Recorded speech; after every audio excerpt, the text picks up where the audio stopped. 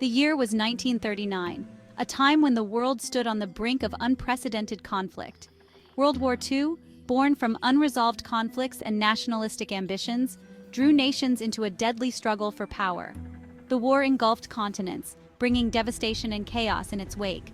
Among the major powers was Japan, a nation with a rich history and a growing desire for expansion. Its leaders sought to establish dominance in Asia, driven by a vision of imperial grandeur. Driven by militaristic ideals, Japan embarked on a campaign of conquest in Asia. Their aggressive expansionism led to numerous conflicts and territorial acquisitions. The attack on Pearl Harbor on December 7, 1941, shattered any hope for peace and marked the beginning of a brutal conflict in the Pacific. This surprise assault galvanized the United States into action. The Pacific theater witnessed some of the most brutal fighting of the entire war, leaving countless soldiers and civilians dead. The battles were fierce, with both sides suffering heavy casualties. Cities were reduced to rubble, and the horrors of war touched the lives of millions. The relentless bombings and ground battles left indelible scars on the landscape and the people. The stage was set for an event that would redefine warfare and usher in the atomic age, the bombings of Hiroshima and Nagasaki. These bombings brought about unprecedented destruction and changed the course of history forever. Japan's entry into World War II was not a sudden decision. It was a calculated move, influenced by a series of events and ideologies that had been brewing for decades.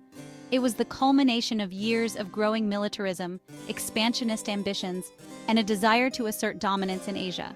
These ambitions were fueled by complex domestic and international factors, including economic pressures and political dynamics. Japan had transformed from a feudal society into a modern industrial power, rapidly modernizing its economy and military. With limited natural resources, Japan became increasingly reliant on imports to fuel its economy and military. This dependency made Japan vulnerable to international market fluctuations. The global economic depression of the 1930s exacerbated Japan's problems, leading to widespread economic hardship and social unrest. The military, promising stability and national glory, gained influence within the government. They capitalized on the public's desire for strong leadership and national pride. Fueled by national pride and a belief in their destiny, Japan embarked on aggressive expansionism, leading to the Second Sino-Japanese War in 1937. This conflict marked a significant escalation in Japan's military ambitions. As Japan's military campaigns in China intensified, so did their tensions with the United States and other Western powers. Diplomatic relations deteriorated, and economic sanctions were imposed. The stage was set for a confrontation with devastating consequences for Japan and the world. The path to war was paved with ambition, conflict, and a series of fateful decisions. The Pacific theater of World War II was a vast and unforgiving battleground. It was characterized by brutal island-hopping campaigns, daring air raids, and naval battles of unprecedented scale. The Japanese initially dominated the Pacific, fueled by early victories and a fierce fighting spirit. However, the United States, though initially caught off guard, was determined to strike back. Iconic battles like Midway, Guadalcanal, and Iwo Jima showcased the human cost of conflict. The U.S. industrial might and relentless advances gradually wore down the Japanese war machine. Japan's military leaders, bound by a code of honor, refused to surrender, setting the stage for a final, desperate act. While battles raged across the Pacific, a different kind of war was being fought in secret laboratories across the United States. The Manhattan Project aimed to develop the atomic bomb. Fueled by fear that Nazi Germany might develop the weapon first, the United States poured vast resources into this scientific endeavor. The ethical implications were not lost on those involved, but the urgency of the war overshadowed these concerns. The successful detonation of the world's first atomic bomb on July 16, 1945, ushered in the atomic age.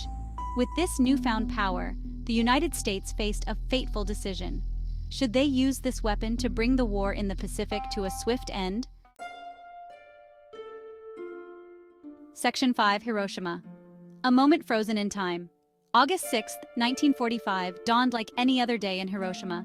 At 8:15 a.m., a blinding flash of light illuminated the sky, followed by a deafening roar. The Enola Gay dropped Little Boy, a uranium gun-type atomic bomb, on the city. The explosion, equivalent to 15,000 tons of TNT, vaporized everything within a 1-mile radius. Buildings crumbled, trees were uprooted, and the air ignited in a searing inferno. The shockwave flattened buildings miles from the epicenter. Those caught in the immediate vicinity were vaporized instantly, their shadows etched onto walls. The aftermath was a scene of utter devastation and unimaginable suffering. The once vibrant city lay in ruins, shrouded in a thick cloud of radioactive dust and debris. Section 6. Nagasaki. 3 days later, another bomb. 3 days after Hiroshima, Japan still refused to surrender unconditionally. On August 9, 1945, the U.S. Army Air Forces prepared to drop a second atomic bomb. Cloud cover over the primary target forced them to divert to Nagasaki. At 11:02 a.m., Fat Man, a plutonium implosion-type bomb, detonated over the city's industrial valley. The explosion, more powerful than Hiroshima, claimed an estimated 40,000 lives instantly. The immediate aftermath was a scene of unimaginable horror. Buildings were reduced to rubble and the surrounding hillsides were scorched bare. The air, thick with radioactive dust, became a deadly fog, suffocating survivors. The bombings marked a turning point in human history, ushering in the atomic age. Section 7. In the ashes, the devastating aftermath.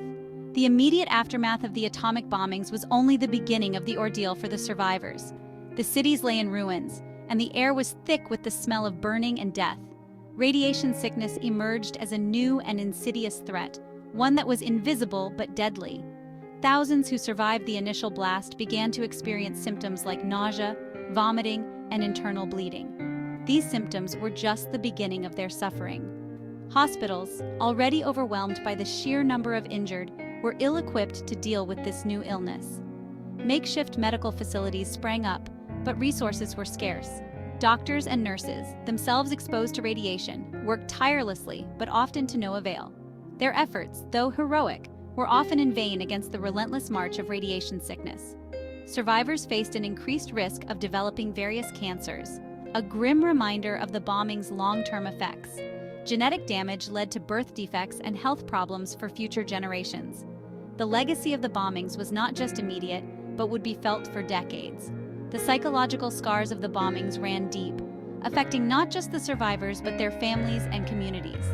The world watched in horror as the true extent of the devastation unfolded. International reactions ranged from shock to a renewed call for peace. The atomic bombings had not only claimed lives, but also ushered in a new era of existential threat, forever changing the course of history and human consciousness. Section 8. Rising from the ruins, rebuilding Japan. In the aftermath of World War II, Japan lay in ruins. The atomic bombings had dealt a devastating blow, but a spirit of resilience began to emerge. With the support of the Allied occupation forces, Japan embarked on a journey of reconstruction. The immediate priorities were to provide food and shelter, rebuild infrastructure, and revive the economy. The Japanese people rallied together to rebuild their shattered nation. The focus shifted to manufacturing and exports, laying the foundation for Japan's future economic miracle. Section 9. Economic Miracle. Japan's post-war boom. The decades following World War II witnessed an unprecedented economic boom in Japan.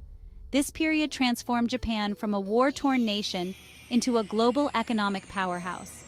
The government's focus on export-oriented growth, investment in education, and technology created a highly skilled workforce. Japanese companies gained a competitive edge in the global market. The Korean War provided an unexpected boost to the Japanese economy. By the 1960s, Japan had become a global leader in manufacturing. Companies like Toyota, Sony, and Panasonic became household names. Japan's post-war economic miracle stands as a testament to the resilience and determination of its people. Section 10. A Legacy of Peace, Remembering the Past. The atomic bombings of Hiroshima and Nagasaki shaped Japan's post-war identity and commitment to peace. Japan renounced war as a sovereign right in its constitution. The country became a vocal advocate for nuclear disarmament. Memorials and museums in Hiroshima and Nagasaki serve as powerful reminders of the horrors of war. Every year on August 6th and 9th, memorial services commemorate the victims and reaffirm Japan's commitment to peace. The cities have become pilgrimage sites for people from all over the world, seeking to learn from the past. Section 11. Conclusion. Japan's enduring strength. Japan's journey from the ashes of World War II to becoming a global economic power is a testament to the indomitable spirit of its people.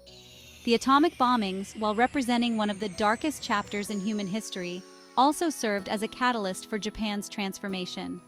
The country's remarkable recovery, economic miracle, and commitment to peace have earned it admiration worldwide. Japan's story is one of resilience, innovation, and the enduring power of the human spirit. As we reflect on the 79th anniversary of the atomic bombings, let us remember the victims and honor the survivors. The lessons of Hiroshima and Nagasaki are as relevant today as they were in 1945.